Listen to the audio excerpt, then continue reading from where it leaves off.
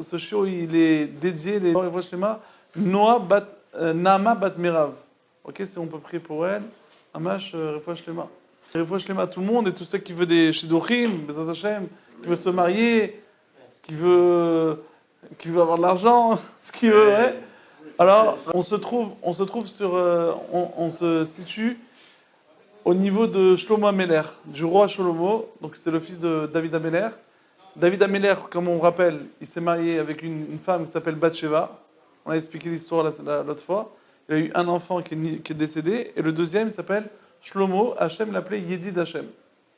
Le roi Salomon, le roi Shlomo, c'était un roi qui était tzaddik depuis qu'il était petit. Il y en a qui disent qu'il a commencé à régner à 12 ans. À 12 ans, il a commencé à avoir... Et voilà, comme on a dit qu'un jour, Shlomo Ameler, il fait un rêve, et Hachem lui dit, qu'est-ce que tu veux que je te donne comme cadeau? Imagine, Dieu il se dévoile à toi, il te dit, qu'est-ce que tu veux comme cadeau? C'est pas que par quoi commencer. Shlomo Ameler, il a dit, si je veux demander la royauté, je veux l'avoir, mais ça va être que la royauté. Si je veux demander de gagner mes ennemis, ça va être que mes ennemis. Si je veux avoir de l'argent, bon, alors c'est de l'argent. Il a dit, je veux demander quelque chose. Le plus important pour juger le peuple juif, c'est quoi? C'est la chorma, c'est la sagesse. Et il a demandé, je veux la sagesse. Hachem lui dit, tu veux la sagesse? Ben, tu auras tout. Non seulement tu auras la sagesse, tu auras la richesse et tu auras tout ce que tu veux. Donc Shlomo Ameler, c'était quelqu'un qui était venu dans ce monde. Hachem lui a donné une sagesse presque... On sait qu'il y a 50 degrés 50 degrés dans la sagesse. Moshe Rabbeinu, presque il est arrivé à ce 50. Ok? Presque Ar-Nevo. Ouais, Ar-Nevo. C'est quoi? Allez, les Ar-Nevo montent à la montagne de Nevo. C'est Nunbo. C'est-à-dire que Moshe Rabbeinu, il est arrivé à ce degré de 50. Et Shlomo Ameler, il est presque arrivé. Shlomo Ameler, c'est les lettres de Shlomo, comme on l'a dit. C'est les Shlomo, si tu inverses les mots, ça fait les Moshe. C'est-à-dire que Shlomo, son maître, c'était Moshe Rabbeinu. Il voulait atteindre Moshe Rabbeinu. Donc Shlomo Ameler, il est arrivé à une sagesse qu'il il a régné sur les animaux, sur les hommes, même sur les animaux et même sur les démons. C'était le patron. Shlomo Ameler, c'était le patron. Et Shlomo Ameler, il voulait apprendre toujours, il voulait apprendre encore et encore. Comme j'ai raconté au début, que Shlomo Ameler, des fois, il avait un aigle, le plus gros aigle du monde. Il venait le chercher et il l'amenait dans des endroits, on ne sait pas où c'est, ça s'appelle Area Rocher, des montagnes d'obscurité, je ne sais pas où c'est. Ouais, et là-bas, il découvrait, il apprenait plein de choses. Il y avait des anges là-bas, il apprenait des anges. Tout ce qu'il pouvait découvrir, chaque fois qu'il y avait une intelligence à prendre, il prenait. Shlomo Ameler, il voulait tout apprendre. Il arrivait à parler aux animaux, les animaux, il lui parlait, il le respectait, etc., etc. Et voilà que Shlomo Ameler, après 4 ans qu'il a régné, il a décidé, ça y est, il faut continuer le travail de mon père. Mon père, David Ameler, il avait fait les fondations du Beth Amikdash, mais il ne pouvait pas construire parce que ses mains étaient remplies de sang. Donc, qu'est-ce qu'il a fait? David Ameler, il a préparé, il n'en pouvait plus, il a fait les fondations, comme on a raconté l'autre fois. Après les fondations, il a ramassé une tonne d'argent, plein d'argent, et il a fait un compte en Suisse. Et Shlomo Ameler, quand il arrive maintenant, il va construire le Beth Amikdash, il ne touche pas un sou de ce compte en Suisse. Il ne veut pas. Pourquoi? Parce que comme David Ameler, il a fait des guerres, et donc cet argent, forcément, il a reçu aussi des guerres. Donc Shlomo Ameler, il ne veut pas toucher à l'argent. Pour le Beth Amikdash, il veut que ce soit clean. Donc il n'a pas touché cet argent-là. Il a fait, Shlomo Ameler, il a mis des impôts un peu durs. Il a mis des gros impôts depuis qu'il est devenu roi. D'ailleurs, ils n'ont pas tellement kiffé cette histoire-là. Et donc il a mis des impôts terribles. Rudy, une tonne d'argent il a ramassé. Shlomo Ameler, à part ça, il recevait des cadeaux de tout le monde. Chaque roi qui venait, il lui amenait des cadeaux de son pays. Et à part ça, il lui amenait de l'argent et de l'argent et de l'argent. Donc il est devenu immensément riche, Shlomo. Et il a décidé de construire le Beth Amikdash. Vous savez que le Beth Amikdash, il y a écrit qu'on n'a pas le droit d'utiliser des objets en fer, en métal. Et Maasé, celui qui a fait un peu Zvachim Nachot, c'est que le Misbéach. C'est que le Misbéach, quand on voit dans la Torah, c'est que le Misbéach, l'autel, qu'on va sacrifier les korbanot, qu'on n'a pas le droit d'utiliser des trucs en métal. Mais le reste, le Beth Amikdash, bien sûr qu'on peut le construire avec du fer. Il n'y a pas de problème de le couper avec du fer. Mais Shlomo Amelech, encore une fois, il voulait le top. Il voulait pas qu'il y ait du bruit. Que la construction du Beth Amikdash, il se fait sans bruit. Alors, comment on fait pour couper des grosses pierres, pour tailler des pierres énormes comme ça, pour les tailler? Comment on fait? Alors Shlomo Amelech, il demande à tous les sages, comment on va faire pour couper? Vous avez un plan? Je ne sais pas pourquoi Shlomo Amelech il a besoin de demander, ça c'est une question. Mais en tout cas, Shlomo Amelech, les sages, ils lui disent, regardez, nous, ce qu'on se rappelle, c'est que Moshe Rabbeinu, dans son pectoral, il y avait des pierres précieuses. Il fallait les découper. Il n'a pas découpé avec du fer. Il a amené ce qu'on appelle le shamir. Ouais, le shamir, c'est une sorte de reptile comme ça, un ver de terre, qu'il arrive à couper des pierres. Vous imaginez ou pas? Comme toi, tu t'étonnes. Mais regarde, comment on coupe le verre? Vous savez comment on coupe le verre? Hein? Non, pas besoin du laser. Non, il y a une sorte de truc en métal comme ça qu'on passe sur le fer et ça coupe et ça casse pas. Quand vous allez ils ont des trucs comme ça. Mais en tous les cas, pour couper, comme tu comprends qu'on peut couper avec du fer et ça se casse pas, on peut couper. Là, il y avait un ver de terre. Il s'appelle le shamir. Ce ver de terre là, maintenant, Shlomo Amelech il dit, ok, je comprends. Comment on le trouve ce shamir? Combien ça coûte? Combien le shamir? Maintenant, va trouver le shamir. Shlomo Amelech, les sages ils disent, il y a des démons. Toi, tu règnes sur les démons. Attrape un mâle et une femelle, attrape-les. Et on va voir que les démons, ils sont à peu près comme les hommes. Ils ont des choses un peu plus élevées que... Pas comme les hommes. La Gemara dans Brachot a dit les différences. Ok? Mais ils ont des choses, ils peuvent ressembler à des hommes, sauf leurs pieds qui ressemblent à des canards. Les Shedim, les démons, on sait qu'il y a des démons. On sait que Rashi en France, il a fait une bénédiction pour enlever les démons. Mais on voit souvent dans le chasse que, genre la nuit, par exemple, dans Megillah, dans plusieurs endroits dans le chasse, on voit que, par exemple, dire bonjour la nuit, c'est un problème. Ouais. Quand tu dis bonjour à la nuit, quelqu'un qui s'approche vers toi, ouais. Rudy se met dessus en défense. Mais même pas en défense. Ouais, un type qui a l'air, qui veut pas se bastonner. Un type qui vient te parler. Il vient te parler maintenant, il vient te dire, écoute, il veut te dire bonjour. Mais avant, bonjour la nuit, c'est un shed. On nous dit bonjour à personne, trace, ok? Et écrit que Tamid Khamim, ils ont besoin de... celui qui est Tamid Kham, la nuit, il a besoin de protection, de garde-corps. Parce que c'est comme un khatan. Un khatan, une kala. Chaque fois que les démons, en fait, dès qu'ils voient qu'il y a la simcha, qu'il y a la joie et tout ça, ils sont jaloux un peu. Ils veulent se mêler. Et c'est des chauds aussi. Ils adorent les chédim, ils adorent les femmes, ils adorent manger aussi. Ok? Donc qu'est-ce qu'ils font? Viens écouter. Qu'est-ce qu'ils font maintenant? Donc Shlomo Amelech il attrape un shed et une sheda. Ok? Un démon et une démon. Ok? Et une shed et une sheda, mâle et femelle. Et il leur dit, écoute, si vous ne me dites pas la vérité, je vous détruis. Je veux savoir où il est le shamir. Eux ils disent, où il est le shamir? C'est le ver de terre qui coupe les pierres sans besoin de marteau-piqueur, etc., sans bruit. C'est un ver de terre. À peine il passe, il a une force, il fait un trou sur la roche. Ils disent, écoute, nous on ne sait pas, mais peut-être que le roi des démons, qui s'appelle Ashmedai, lui il sait. Donc ils vont chez... Mais comment on le chope ça, Ashmedai? Alors ça c'est... Regardez, ça il faut... Il y a plein de gens qui vont te parler de ça, mais l'endroit dans le chasse, si tu veux regarder, ça se trouve dans Gittin, la Gemara Gittin Daf Samechet. Ok, en bas, ça commence l'histoire de Ashmedai. Rappelle-toi Toledano. Gittin Samechet. La Gemara dans Gittin, elle raconte toute l'histoire. C'est quoi l'histoire? Donc Ashmedai, comment on va le trouver ce Ashmedai, ce démon? Alors il dit, regarde, ce démon-là, moi je sais où, il se trouve dans une montagne très loin.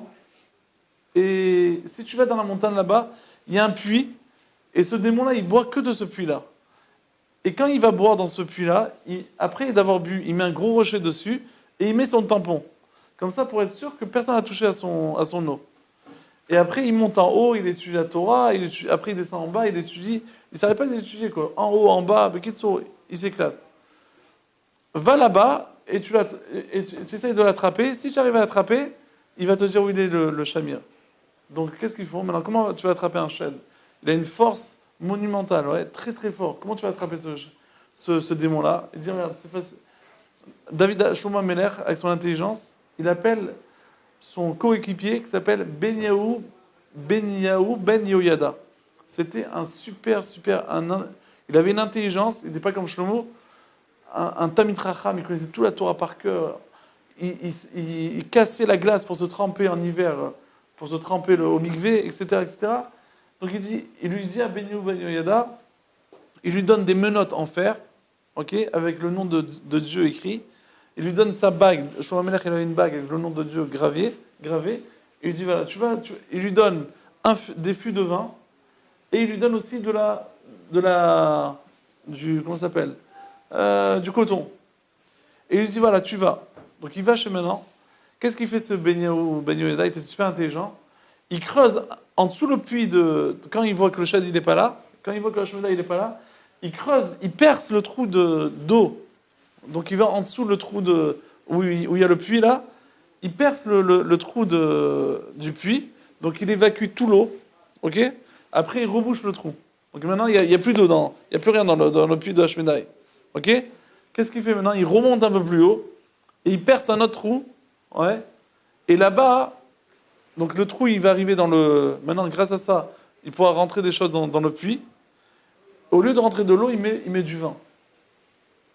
Voilà, maintenant, Hashmedai, et après il recouvre tout, sous-marin, ni vu, ni connu. Et il se caché derrière un arbre. Hashmedai, il arrive, et voilà il voit que le tampon est là, le rocher est là, tout est là, il l'ouvre, et de suite, il se rend compte que c'est pas de l'eau, c'est du vin. Maintenant, il n'a pas compris qu'il y a eu une embrouille comme ça. Lui, il a dit qu'Hachem, il m'a inversé le vin, de l'eau, au lieu de l'eau, il m'a mis du vin. Il n'a pas capté qu'il y avait quelqu'un à côté. Ok, ce chêne. Donc il dit, mais il y a écrit que c'est pas bien de boire du vin. C'est pas bien, on ne boit pas du vin. Celui qui va boire du vin, il va devenir saoul, et après, etc., il va faire des bêtises. C'est pas bien. Donc il a dit, je bois pas. T'es embêté, l'autre. Si je bois pas... Mais après, il avait tellement soif, il a dit, écoute, j'ai tellement soif que je vais boire. Il a commencé à boire, il s'est saoulé, et il s'est endormi. Alors maintenant, Benyahu Yehoyada, il saute de son arme. Imaginez-vous la peur.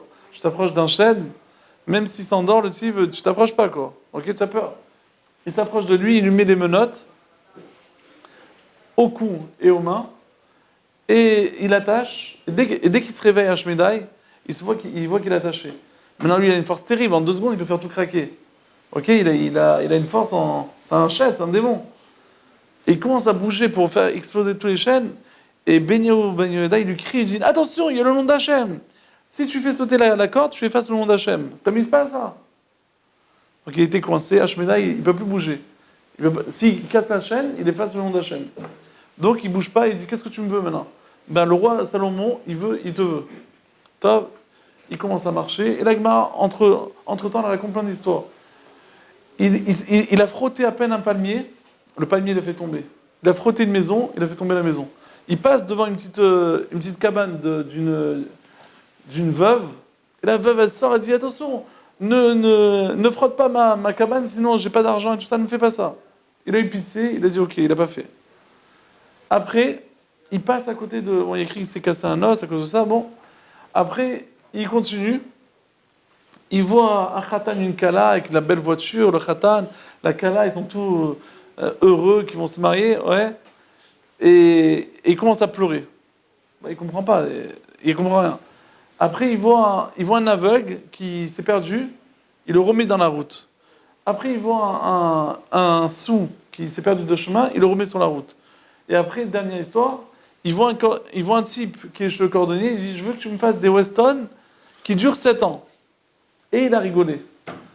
À la fin, quand ils arrivent à Jérusalem, avant de rentrer, Benyahu Ben Yehoyada, il dit explique-moi toutes ces histoires-là. Pourquoi tu as rigolé, pourquoi tu as pleuré, pourquoi tu as ci, pourquoi tu as ça. Il dit l'aveugle, j'ai vu en haut que c'était un gros tzaddik. Donc je l'ai remis dans le chemin, comme ça je vais avoir un mérite d'avoir aidé un tzaddik. Le sou, c'est un gros rachat. Donc je l'ai mis dans le bon chemin. Comme ça, ici il paye, on lui donne tous ses mérites, comme ça en haut il va payer.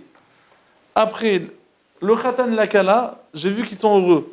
Mais moi je sais que le khatan, dans un mois il va mourir. Et elle, pour se remarier, elle va attendre 13 ans, le temps que son frère petit, du khatan qui est mort, Yiboum, il va grandir. Parce qu'on ne peut pas faire Yiboum avant 13 ans. Donc tant qu'il n'a pas grandi, il ne peut pas faire Yiboum. Donc j'ai rigolé parce que le type, ils sont heureux, mais j'ai pleuré parce que la pauvre va attendre pendant 13 ans.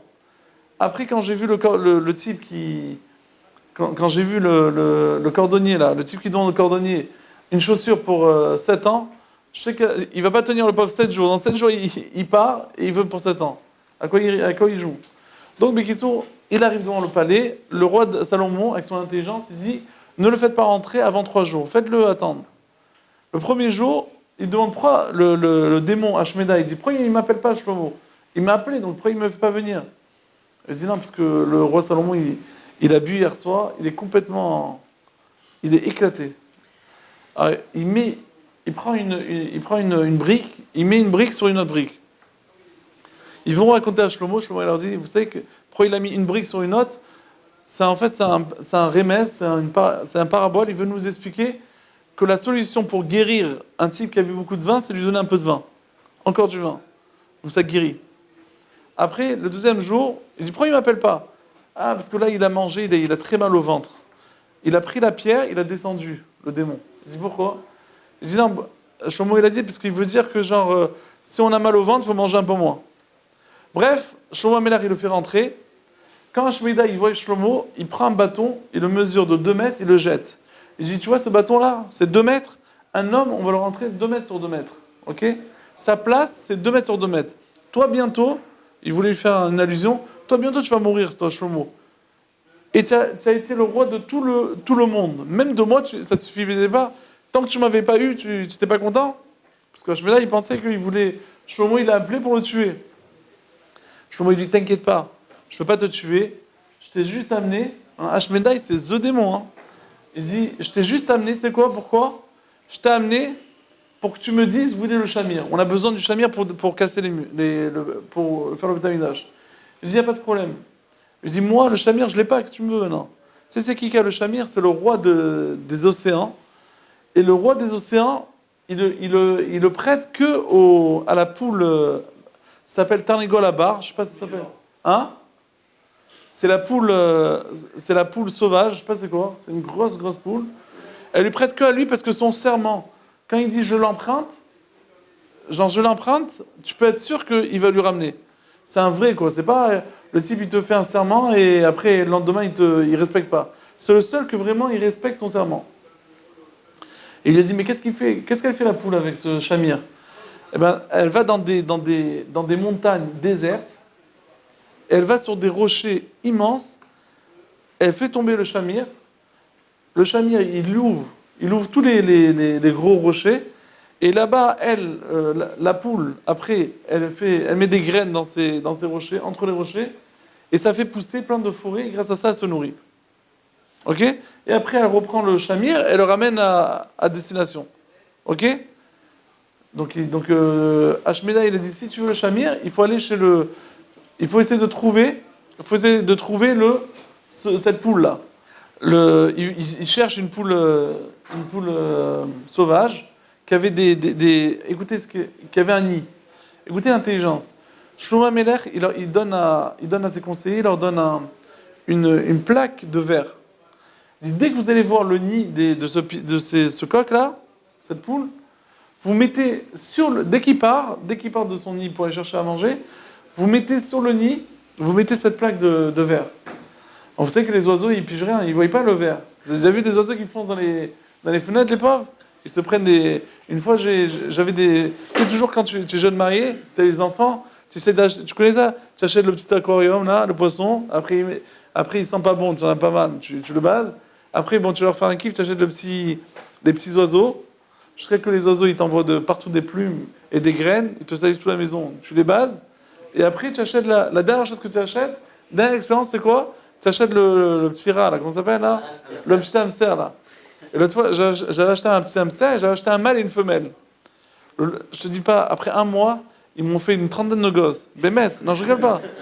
Et attends, le hamster, il est pas sympa. Il mange tous ses enfants, vous savez ça? Il en a mangé une tonne. C'était horrible, quoi. Il a mangé tous ses enfants. Il en a laissé quelques-uns, 2 ou 3. Et après, je l'ai vendu à un arabe. Écoute, non, vraiment. Il a mordu le doigt de mon fils l'autre fois. Donc, pour te dire que, Bekitso, non, c'est vrai. Donc, Bekitso, alors, tout ça pour dire qu'une fois, Shabbat, en plein Shabbat, imaginez-vous les oiseaux, la cage, je l'avais mis sur le haut d'une armoire, elle est tombée, la cage, imaginez-vous, elle s'est ouverte, tous les oiseaux, voum, voum, dans la maison. En plus, quand tu as 800 mètres, tu vois, ça fait fou, fou. Et et les enfants, ils hurlaient, tu vois pas, la femme, bon, ça, encore ma femme, ça va, mais les enfants, ils hurlaient, on a peur, on a peur, on a peur, et c'est Shabbat maintenant, c'est un problème. Ça s'appelle Tseda, pas de Tseda, tu commences à ouvrir le Mishnah Berurah, qu'est-ce que tu fais, tu vois? Tous les Sugyot, Makot, Betsa, tu vois, tu ouvres une Betsa, tu commences à partir. Et les oiseaux qui passent comme ça, et ta femme te dit, qu'est-ce que tu fais, Betsa, maintenant? Il faut trouver une solution. Bref, en tout cas, les oiseaux, ils voient rien, ils voient rien, ils voient que du feu, ils voient pas qu'il y a des vitres. Vous avez remarqué ça? Donc maintenant, la poule, elle arrive, elle essaie de donner à ces trucs, à ces oisillons, elle essaie de donner à manger, et tu vois pas qu'elle n'arrive pas. Elle voit que c'est une plaque. Qu'est-ce qu'elle fait? Elle va vite dans l'océan, et elle va chercher le chamir. Elle va l'emprunter. Elle met le chamir, son intention, c'est mettre le chamir sur la plaque de verre, et ça va faire un trou. Maintenant, elle veut donner à manger à ses enfants, elle ne peut plus, il y a une plaque de verre dessus. Comment elle va la casser maintenant? Elle n'a pas de marteau. Donc elle amène le chamir. Elle emprunte le chamir, et Benio Ben Yehuda qui est à côté, dès que la poule elle arrive vers la plaque de verre pour le mettre, il a crié comme ça, il a effrayé comme ça, il lui a fait peur, elle a fait tomber le chamir, ils l'ont attrapé le chamir, et grâce à ça, ils ont réussi à récupérer le chamir. Sans pas l'intelligence? Tout ça. Écoute ça maintenant, la poule, dès qu'elle a vu ça, qu'on lui a piqué elle peut pas maintenant, son serment, elle a fait un serment qu'elle ne prête à personne. Dès qu'elle a vu qu'on lui a volé, elle s'est suicidée. Non. Parce qu'elle est tellement émette, que si elle ne peut pas respecter son serment, elle s'est suicidée. Donc maintenant, ils amènent à Shlomo Ameler, ils prennent le chamir, ils commencent à couper. Et vous savez que chaque pierre, il y avait ce qu'on appelle c'était un Lechem Shamaim. Vous savez que le Rav Lopian, alors Rav Lopian, il ramène au nom du Gaon de Vilna, il dit que, imaginez, si tu construisais une synagogue, et que tu amènes que des rabbins avec des grandes barbes, qui mettent chacun une pierre avec une intention. Imagine, je te dis, Rudy, vas-y, je fais l'inauguration de ma maison, je veux que chacun mette une pierre. Ok? Toi, tu mets la pierre, je mets le ciment. Toi, tu mets une pierre, je mets un ciment. Comme je t'ai demandé de mettre une pierre, ça, tu peux avoir l'intention. Il faut que tu aies l'intention que cet endroit-là, ça va être un endroit de prière, d'étude, min kavana, min intention. Il dit le Galvina, si tu construis une synagogue comme ça ne serait pas possible, après qu'elle ait fini la synagogue, la choule, de prier sans intention. Tu es obligé, chaque prière, elle soit avec intention. Parce qu'elle était tellement, cette choule-là était tellement faite avec une kavana, ouais, que c'est pas possible que la choule, que la tefila, elle soit sans kavana. C'est comme on raconte dans la Gemara dans Bametsia, on raconte que Rav Chia, il a vu que la Torah, dans les Noun Chet là-bas, la Gemara raconte que Rabbi Chia, il a vu que la Torah, elle commence à s'oublier. Donc qu'est-ce qu'il a fait? Il a dit, regarde, il a pris une charrue, avec un taureau, il a commencé à creuser. Il a creusé, il a fait un trou. Après qu'il a fait un trou, il a pris une graine de lin, il a jeté, il a planté. Et après, quand ça poussait, il a pris cette graine de lin, ce lin-là, il a fait sécher. Après qu'il a fait sécher, il a fait des cordes. Après qu'il a fait des cordes, il a fait un piège. Après qu'il a fait un piège, il a chopé un cerf.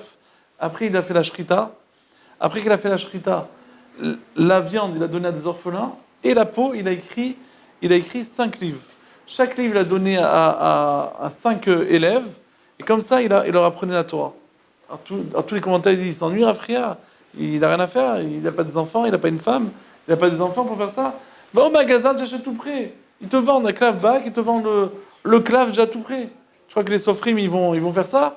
Ils achètent au magasin tout tu vois, tu vas au magasin de clave, tu choisis le clave, c'est au toucher, c'est... Ouais, plus tu écris, plus tu comprends un peu c'est quoi. Qu'est-ce que ça s'appelle un bon clave qui va écrire bien? Tu sais, il y a des claves comme ça, il y a des parchemins qui sont durs à écrire, ça glisse pas comme ça, c'est pas... Ouais, il y en a des clairs, il y a des qualités dans ce clave, ok? pour écrire un Sefer Torah. Alors souvent, ceux qui connaissent un peu business Sefer Torah, quand tu vas acheter un Sefer Torah, toujours, qu'est-ce que tu vas regarder toi? Tu vas regarder la première parasha, tu vas ouvrir Bereshit, comme un idiot. Parce que tu vas ouvrir Bereshit, parce que tu dis, c'est le début, tu veux voir l'écriture. Mais toujours Bereshit, l'écriture elle est au top, parce que c'est le début. Il sait que le type qui va acheter un Sefer Torah, il va regarder le début, il va pas regarder au milieu. Mais en fait, au milieu, ce qui se passe, le sofer, ceux qui n'est pas Yirat Shamayim, le claf, il n'a rien à faire de quel claf, la qualité.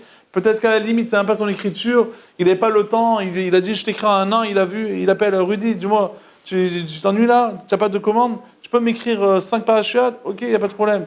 Il voit que dalle le type, qu'est-ce qu'il connaît? Tu vois ce que je veux dire? Donc il faut s'y connaître un peu dans le business du Sefer Torah. Ceux qui ne sont pas Yirat Shamayim, ils peuvent te rouler.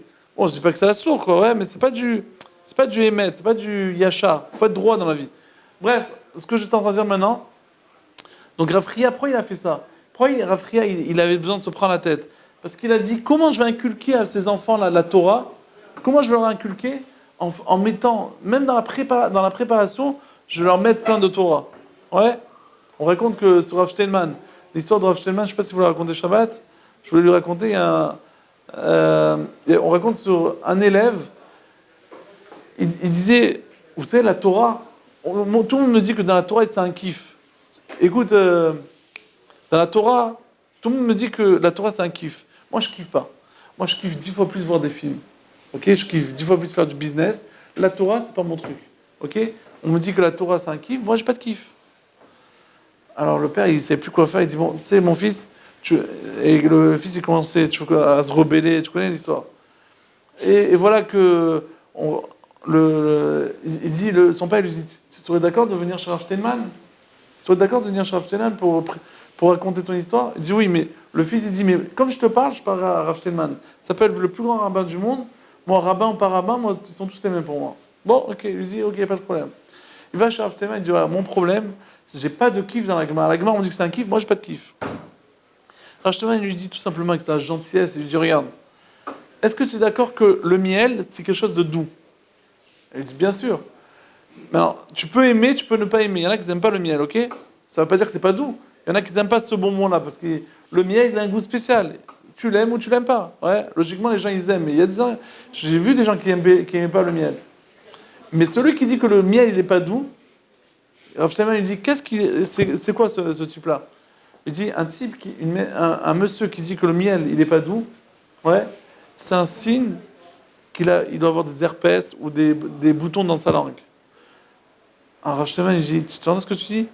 C'est la même chose. La Torah, c'est la même chose. La Torah, c'est doux comme le miel. Celui qui ne kiffe pas la Torah, c'est-à-dire qu'il a des boutons sur sa langue, il a des avérotes. C'est pas grave, mais il faut les soigner. Si tu as c'est comme, par exemple, quand tu es malade, je peux t'amener des chocolats à miel, je peux t'amener un steak pour ceux qui aiment les steaks, je peux t'amener une pizza pour ceux qui aiment, je peux t'amener un gratin, un dauphinois, ou ouais, des lasagnes au saumon, ok? Je peux t'amener ça, ok? Mais tu es malade, tu as 39 de fièvre, tu dis écoute, tu peux le laisser à côté, moi je touche à rien. Tu n'as pas les nerfs de manger, ok? T'es pas dans l'ambiance. Alors Rav Steinman, il lui dit regarde, si tu veux savoir pourquoi tu n'as pas de kiff dans la Torah, c'est parce que Pachou, tout simplement, tu as des boutons. C'est intéressant ou pas? Alors, on raconte sur Rav Wolbe une très belle histoire, on a encore du temps. Rav Wolbe, il raconte une très belle histoire. Une fois, un des enfants de Rav Wolbe, il est parti un peu en cacahuète. Ok, le pauvre. Bon, et on sait qu'il y a des grands rabbinim que leurs enfants, ils n'ont pas suivi leur chemin. C'est trop dur d'assumer. Tu sais, quand tu as un père qui est trop grand, pas tous les enfants, ils ont les nerfs de suivre le chemin de leur père. Par exemple, si l'enfant, il voit qu'il n'est pas assez rfif, il dit, moi j'arrive. Déjà, il se décourage. Il dit, moi, mon père, comme il regarde trop haut, son père, il est trop haut, il dit, jamais je pourrai arriver à mon père. Donc, si je ne peux pas arriver à mon père, donc laisse tomber. Ça, c'est... Rav Shach, il a eu un enfant comme ça. Et Rav Wolbe aussi, il avait un enfant qui a lâché le chemin de la Torah, il gardait plus Shabbat. Et un jour, Rav Wolbe, il a fiancé sa fille à un khatan très important de Hebron et tout, Polovitch. Et voilà qu'il a fait le Shabbat khatan. Et le jour du Shabbat khatan, c'était un Shabbat, ouais. Donc il a invité des Bachourim. Il y avait la Kala, donc la fille de Rav Wolbe, et il y avait le khatan. Et il y avait des Dvar Torah, des chants et tout ça. Et d'un coup, en plein milieu, qui chantait et tout ça, qu'il y avait un Dvar Torah, on entend bzzz, la sonnette. Ouais, ouais. Les gens, ils étaient rouges. Toute la famille Volbeux, ils ont compris c'est qui sonne, ok? C'est le monsieur enfant, ok? Et qu'est-ce qu'il fait maintenant? Il a besoin de sonner. Donc comment on pourrait réagir? Il fait exprès. On ouvre la porte. Qui c'est? C'est le fils de Ravolbeux. D'une main un paquet de cigarettes, l'autre main les clés de la voiture, ok? Ah, salut les mecs! Tu sais, ils rentrent en jean, tu vois, tout frais comme ça, jean diesel comme ça. Ils rentrent. Et voilà que l'archouma, quoi. Comment maintenant on pourrait réagir? Première réaction, c'est il faut le défoncer, ce garçon. Parce qu'il fait exprès. Il fait exprès de chauffer. Ok? Tu sais que c'est Shabbat Ratan, tu sais qu'il y a des Bachorim, tu sais qu'il y a du monde. Qu'est-ce que tu fais comme ça? Tu veux nous faire l'archouma? T'es pas sympa. T'es pas sympa de faire ça. Et vraiment, il était pas sympa de ça. Comment Ravolbeu il a réagi? Écoutez ce qu'il a fait Ravolbeu. Regardez la force de Ravolbeu. Ravolbeu, il se lève, il va chez son fils, il l'enlace. Il dit, comment ça va mon fils? Ça nous fait plaisir que tu es là. Sans toi, il manquait que toi pour que la simcha soit entière. Viens t'asseoir, viens, on va te servir. De suite, il s'est occupé pour qu'on le serve. Et ils ont continué à chanter, etc. Ni vu ni connu. Et voilà que après qu'ils ont fini la souda, le garçon il retourne pour prendre sa voiture, pour aller je sais pas où, à la mer. Ouais. Et d'un coup, il va devant sa voiture, il n'arrive pas. Il dit non, je peux pas faire ça. Regarde ce que mon père il m'a fait maintenant. Au lieu de s'énerver, il a réagi complètement à l'envers. Il a commencé à se mettre en question. Et quand il s'est mis en question, il a décidé depuis ce jour-là de garder Shabbat et de revenir dans le bon chemin. Et il est devenu un grand Rosh Shiva. Regarde des fois la parole d'un... Comment tu le fais à l'envers? Ouais. Comment ça peut... S'il avait fait à l'envers, c'est ce qu'il attendait le fils. Le fils, il attend de chauffer, ok? Qu'il y ait une embrouille, il attend que ça. Les enfants à la puberté, 16-17 ans, c'est le plus rebelle, ok? Ils arrivent, ils adorent faire l'embrouille. Ils adorent chauffer le père il s'énerve, la mère elle se met du côté du fils et l'embrouille commence. The Shabbat, voici le Shabbat qu'on attendait depuis longtemps, l'embrouille du papa et le père il attendait enfin Shabbat pour retrouver sa femme, ouais, pour pas... Et quoi? Et voilà que embrouille sur embrouille, cri sur cri, et c'est les verres qui passent de tous les côtés, les vases qui sont embrouille, baston général dans la maison, et voilà que c'est le Shabbat. Comment il a fini le Shabbat? Vous connaissez ces histoires-là? Ouais. Souvent ça arrive ça. Donc juste on revient maintenant. On revient donc Shlomo Amelech il a continué à construire. Chaque pierre qui était taillée, dès qu'il commençait à la mettre, bzzz, il y avait un S qu'elle se mettait elle se plaçait comme ça. On n'a pas besoin de mettre un coup de marteau comme ça, tac tac. Tu sais les employés comme ça. Elle se rentrait automatiquement. Et voilà que, maintenant, le problème, c'est qu'il y a Hashmedai qui est là. Shlomo Amelech, tant qu'il avait le Shamir, il ne voulait pas lâcher Hashmedai, il avait peur qu'il lui pique. Donc Shlomo Amelech, un jour, il s'ennuyait comme ça, et il voit Hashmedai. Et il lui dit, bon, comment c'est possible qu'Hachem, il se vante des anges, il se vante des démons, et il ne se vante pas des hommes. Genre, les démons, qu'est-ce que vous avez de plus important que les hommes? Alors le démon, il dit, écoute, tu sais, enlève-moi les chaînes, donne-moi ta bague et je vais t'expliquer, je vais te montrer qu'est-ce qu'il a un démon de plus que l'homme. Alors moi, tu vas me dire, c'est pas la sagesse, ça manque un peu de sagesse, non, par rapport à Shlomo. Comment Shlomo Amelech, il lui donne la clé? Ouais, c'est comme si tu es en train de, toi, tu as un revolver et tu dois garder un voleur. Ok? Le voleur, il te dit, tu me prêtes le revolver? 2 secondes juste, 2 secondes. Tu vas lui prêter? C'est bête ou quoi? Tu lui prêtes, il va te faire la fête. Et Shlomo Amelech, il lui donne la chaîne, il lui donne la bague, et Hashmedai, d'un coup, lui sort une aile qui monte jusqu'au ciel, une aile qui monte jusqu'en bas. Donc il était... non, genre il était en plein air, il est monté en plein air, une aile vers le haut, une aile vers le bas. Il a avalé la bague, il y en a qui disent qu'il a avalé Shlomo, bon, c'est ma requête. Il lui a mis un coup d'aile, ok? Il te l'a envoyé à 160 km. Ouais, il a propulsé, je ne sais pas où il est arrivé, parce que Shlomo Amelech était connu de partout. 160 km? Ouais, 160 km. Abamot par ça, Alabama par ça. Il est sorti en dehors de Jérusalem. Maintenant, en dehors de Jérusalem, tout le monde le connaissait. Et la preuve, c'est que quand il arrive maintenant dans l'endroit là-bas, le pauvre Shlomo Ameler, il arrive dans les broussailles comme ça, il arrive avec son... Il est mort, Non, il n'est pas mort, il arrive en... 60 km. Non, il est arrivé, il a fait un atterrissage... Et dis-moi, il discute avec les démons et les enchaîne. Ouais, Hachem, il a sauvé, quoi. Ah, il avait un parachute sur lui. Qu'il dirait qu'il avait prévu, avec son intelligence, et maintenant, qu'est-ce qu'il a fait à Shmedai? Comme il arrive à se dévoiler en démon, en homme, donc il s'est dévoilé, il avait la même tête que Shlomo. Il a commencé à s'asseoir sur le trône, il a mis maintenant des chaussettes, jamais il dévoilait ses chaussettes, et il a commencé à aller sur les 1000 femmes de David Ameler. Il a fait un carnage, ok? Et les femmes, ils comprenaient pas, tu vois, ils disaient, Makar, qu'est-ce qu'il a Shlomo? Et il avait faim. En plus, il avait faim. Il voulait toujours manger. Il mange des repas et tout ça. Ils ont dit, c'est drôle. Il avait des comportements pas bien. Les gens ils disaient, ou bien que le démon il a enlevé la chokhma à ce Shlomo, mais il se passe quelque chose. Je sais pas, Shlomo il a tourné quoi, il a changé. Ils n'ont pas compris, ils n'ont pas capté que c'était en fait le démon. Ok? Il a éloigné tous les gardes. Ce démon, il a dit à Benio Yada, tu ne rentres plus dans mon palais. Tu t'éloignes de mon palais. Comme ça, pour pas qu'il capte. Tous les gens qui avaient la sagesse, il les a mis de côté. Et Shlomo Ameler, maintenant, il arrive dans une campagne. Ouais, il dit, je suis le roi Shlomo, tu sais, parce qu'il est habillé en roi, tu vois. Il dit mais c'est qui Shlomo? Il dit, je cherche la ville je suis le roi de Jérusalem. C'est quoi? C'est où Jérusalem? Ils ne savent même pas c'est quoi Jérusalem. Tu sais, les païens de païens. Ils ne connaissent pas. Donc Shlomo Ameler, lui, il disait, voilà, tu vois, je pensais que j'étais le roi, que tout le monde me connaissait.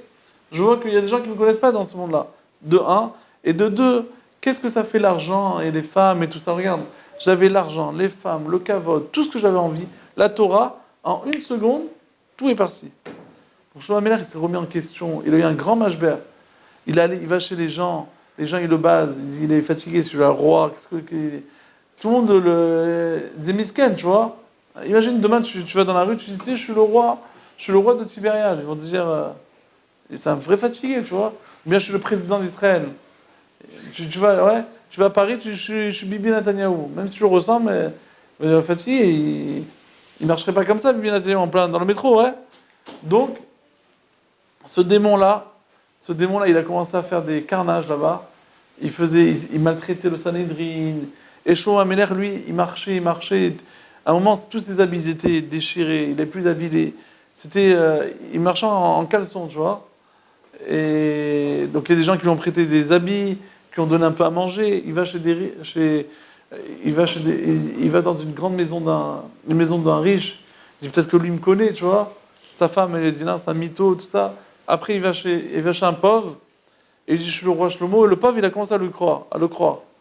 Il dit, t'inquiète pas, tu vas revenir et tout ça. Shlomo Ameler, il a dit, sachez qu'il y en a un qui me remet en état. Je retourne à Jérusalem. Et à la fin, il touchera le type. Et personne ne voulait faire confiance, c'est un fatigué. Bon, il y a eu plein de péripéties. Dans le Midrash, il a écrit qu'il est passé chez le roi Amon, et il a pris la fille de Amon. Ok? Il y en a qui disent qu'il s'est marié avec une fille de Amon là-bas. Et cette fille de Amon, c'est grâce à cause que le Mashiach qui va sortir de Amon, parce que quelque part, c'est la fille de Amon qui va la remettre qui va venir avec elle à Jérusalem. À un moment, en bref, il arrive à Jérusalem. Enfin, il arrive à Jérusalem. Il commence à dire au Sanhédrin, je suis le roi Shlomo, je suis le roi Shlomo. T'es malade, le roi Shlomo, il est là-bas, que tu racontes. Tu sais, c'est le même visage, tu vois. Double face. Ok? Alors, et il commence toujours à répéter, sachez, je suis le roi Shlomo, je suis le roi Shlomo. Le Sanhédrin, qui sont un peu intelligents, il dit, c'est pas normal. Si le type, il est un peu déchiré de la tête, c'est un fatigué, il répéterait pas les mêmes mots. Il dirait toujours un peu des autres choses. Là, toujours, il dit, je suis le roi Shlomo, je suis le roi Shlomo. Donc, c'est pas normal, il a quelque chose de type. Alors, ils ont dit, viens, on demande à Benio Yada. Benio Yada, il dit, je sais pas, depuis 7 ans, j'ai été un peu à l'extrait, je suis pas rentré dans le palais. Il veut pas me laisser rentrer Shlomo, je sais pas ce que je lui ai fait, il veut pas me rentrer. Ça a duré 7 ans cette histoire? Ouais. Je crois que c'est 7 ans, en Irali. Bref, quand il revient, le Sanhédrin, il questionne. Ils ont dit la seule personne qui peut questionner, c'est qui? Qui pourra nous dire la vérité, c'est qui?